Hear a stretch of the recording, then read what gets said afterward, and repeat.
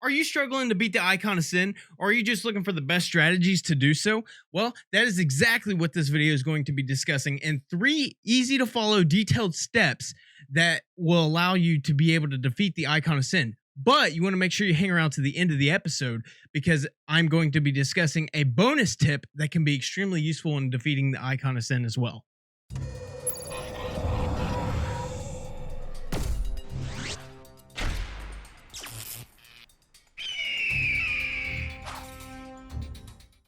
Before we get into things, though, I would greatly appreciate it if you would Doomslayer smash that like button and hit that subscribe button and turn on that notification bell, ding ding, so that way you guys can be up to date when my videos go live on the channel, and that way you can continue to improve your gameplay while enjoying some very entertaining and great gaming content.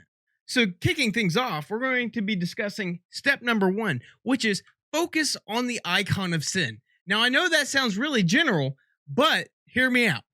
So, in this battle, the Icon of Sin is obviously your main target.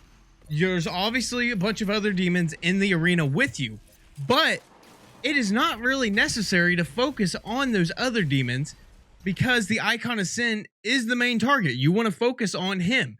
Now, that doesn't mean don't kill the other demons. Obviously, you need to chainsaw some zombies to get that ammo. That's crucial.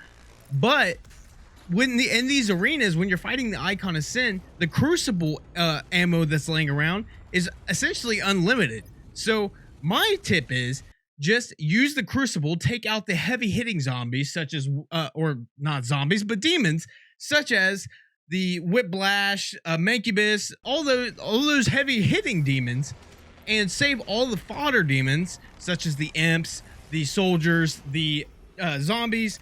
Save those guys for armor and ammo, well, and health too, because that's pretty important as well.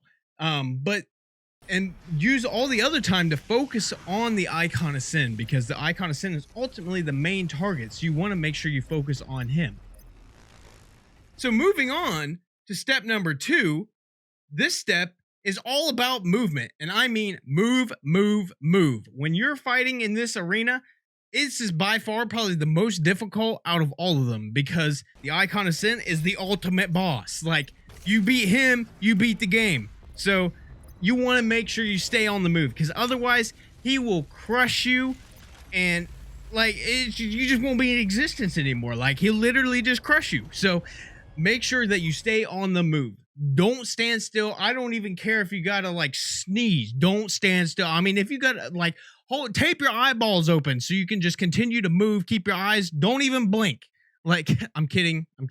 You need to blink. But I'm being serious when I say move, move, move. Don't stand still.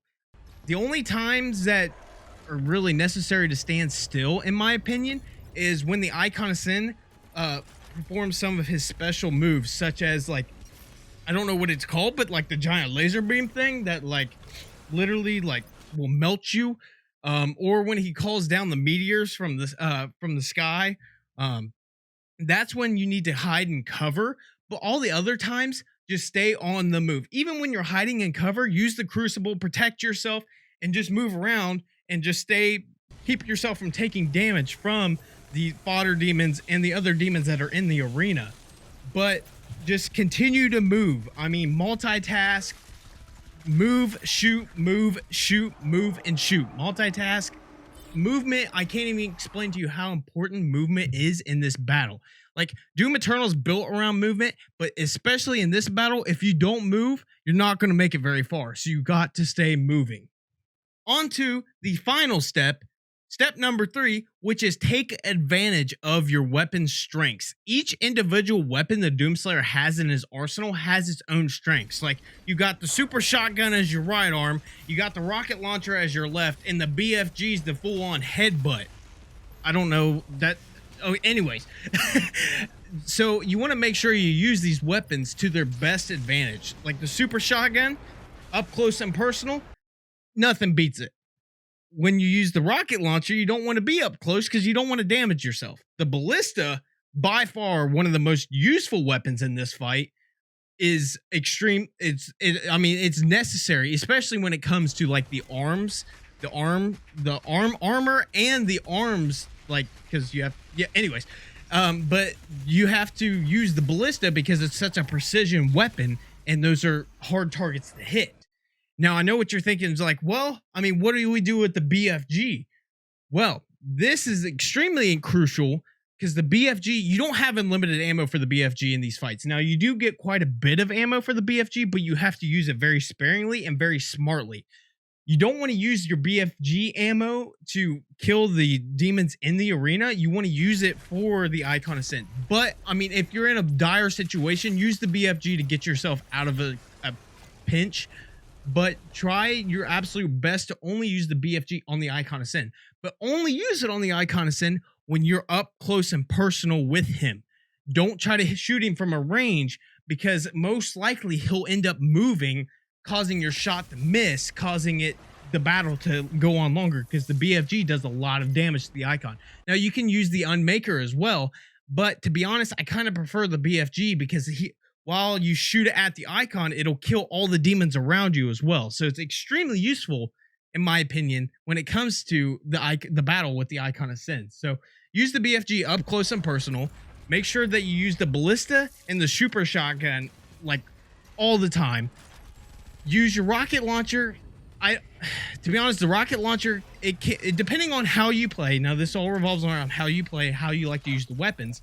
But the rocket launcher can also be extremely useful. But to be honest, when I fight the Icon, I use the ballista, the super shotgun, and the chain gun the most. And then I'll use the BFG as well. But those are the weapons I use the most. I don't use, and I'll use the heavy cannon. Now, this is kind of a little cheeky bonus tip, because the heavy cannon, now obviously you have the precision bolt, which is good for demon weak points, but the micro missiles. Now, I don't know about you, but for me, I don't ever use the micro missiles. I just don't find them useful in Doom Eternal.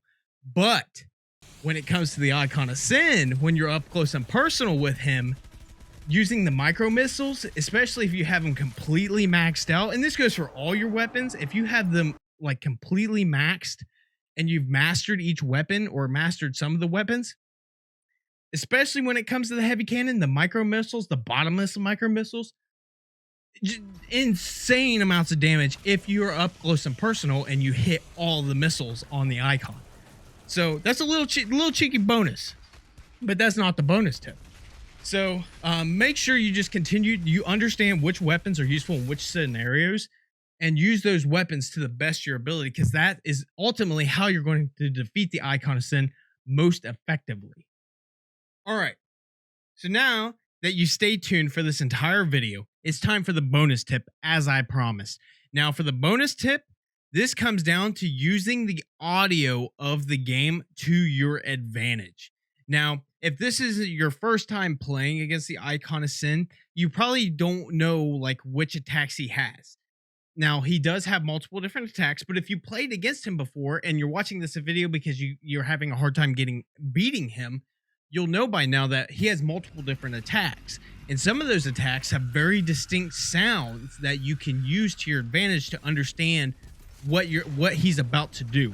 So like when he's about to rain down the meteors on the battlefield or on the arena, like thunder and lightning goes off in the sky. Or when he's about to resurrect a bunch of demons or raise a bunch of demons, there's like an ominous sound. Like I don't know how to explain it, but you'll see in the video here. I'll provide like clips, but each different attack he has its own unique sound. So if you use that audio to your advantage, you can get ahead of the attack. So if he's raining down missiles and you happen to be out in the open and you hear the thunder, then it's time to bolt to cover, so that way you can prevent yourself from taking a lot of damage from that attack. So that's my cheeky bonus tip, is just listen and understand what sounds come with what attack. And that'll give you like the extra little advantage to kind of help you get ahead and prevent some of that damage that you would have taken otherwise. But as we close here, remember, always use your equipment as well. Your ice bomb, flame belch, and then grenades. So if you gather a bunch of the small fodder demons in a little group, freeze them, light them on fire with the flame belch, and launch your double grenades. Now, this is considering that you have all the skills maxed out, but shoot 2 grenades into them.